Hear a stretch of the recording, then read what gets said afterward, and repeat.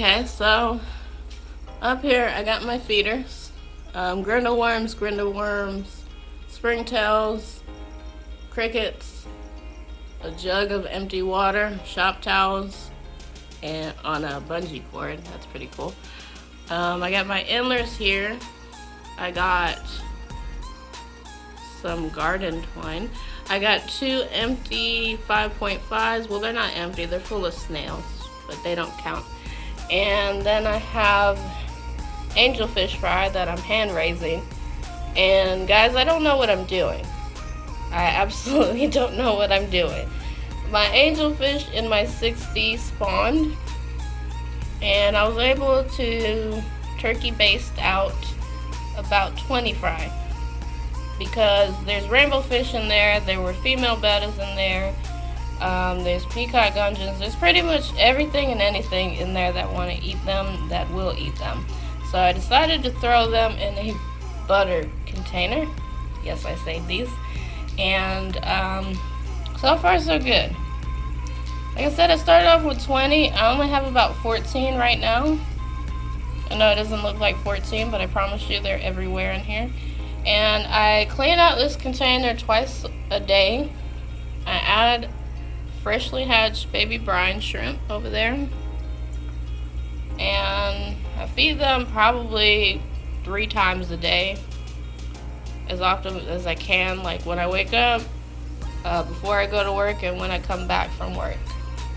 So, like I said, I don't know what I'm doing, and I'm not really soliciting for help or anything. I'm just doing what I think I can to make sure that they're okay and that they survive.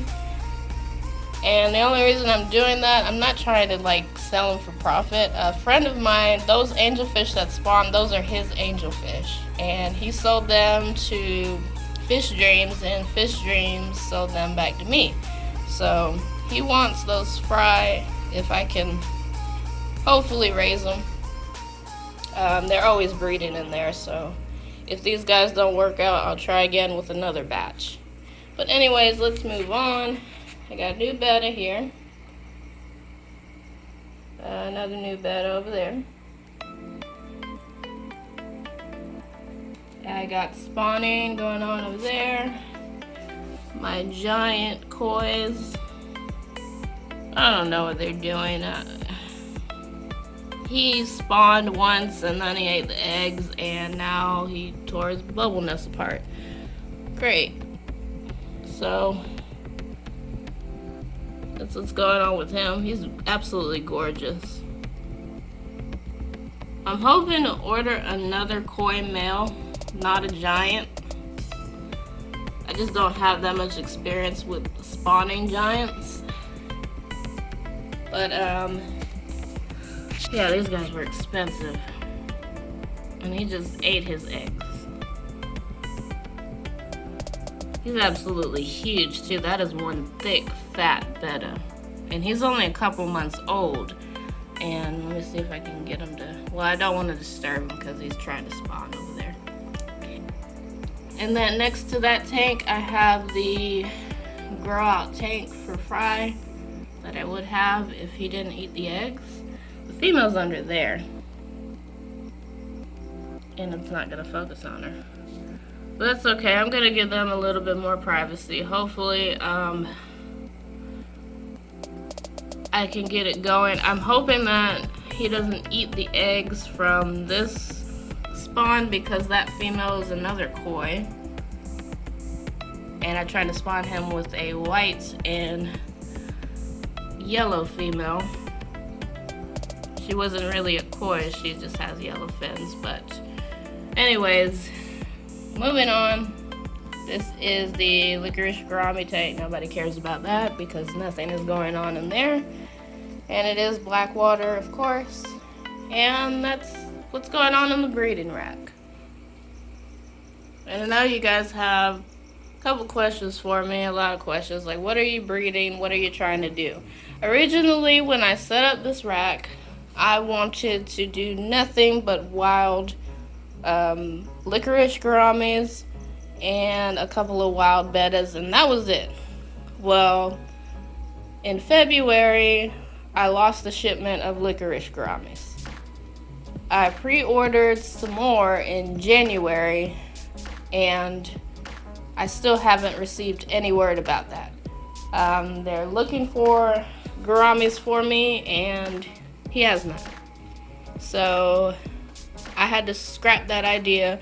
I have a 20 long that I could be using for like patodai or another type of wild betta, but I had those licorice gouramis, and they're actually out.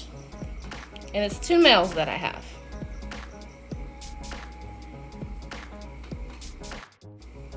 So because they're taking up room on my fish rack,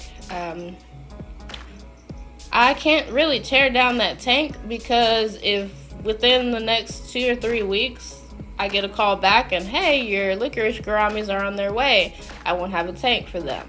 And licorice gouramis are extremely sensitive to their environment, so I have to keep that tank running until I am absolutely for certain that I'm getting them. So that's what happened there. Then my next idea was tens. Like I said, I wanted to do wild bettas. I even got all the equipment and stuff to try breeding wild bettas. I have like a whole box full of catappa leaves. I've ordered catappa leaves from many different people, and I just was ready for freaking wild bettas. Well, that didn't work out, because in February, not only did I not get my order of licorice gouramis from the other person that I had pre-ordered in January, I can't get wild bettas right now. So I ended up buying these fancy guys. I got the kois here. I have a platinum white, and then I have a metallic here. I have one of my fry that I kept. That's the male. The female is on the other side. And I sold all of my fry that used to be on this rack right here.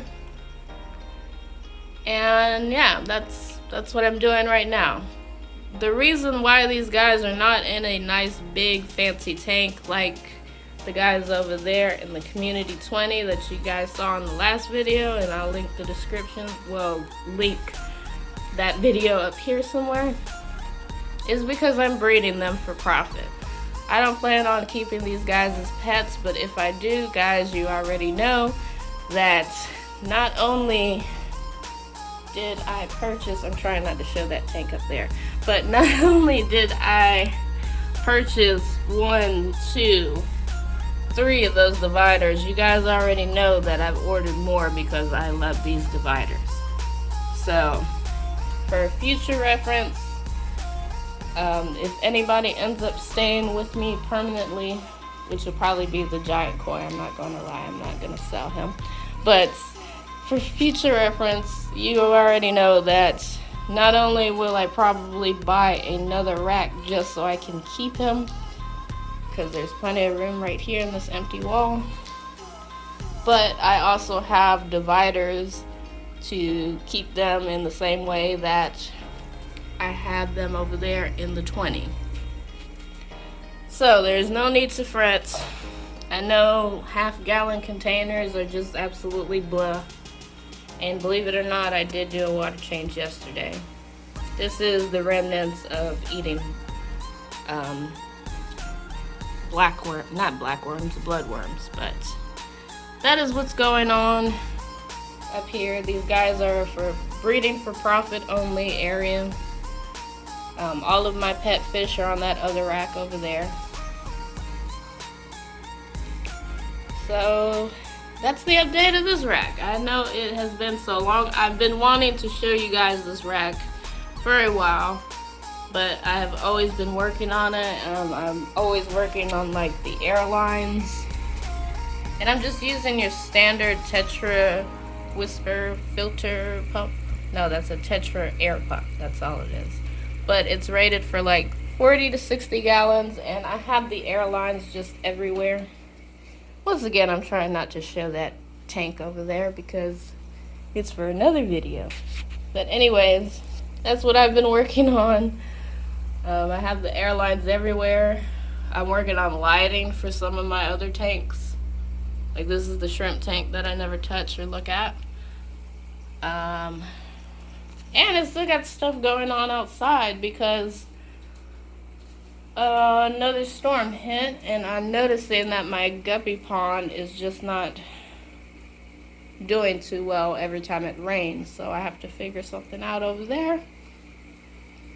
And really, I haven't been filming much because there's not much to film. I don't know what else I could film here other than here's some bettas floating around.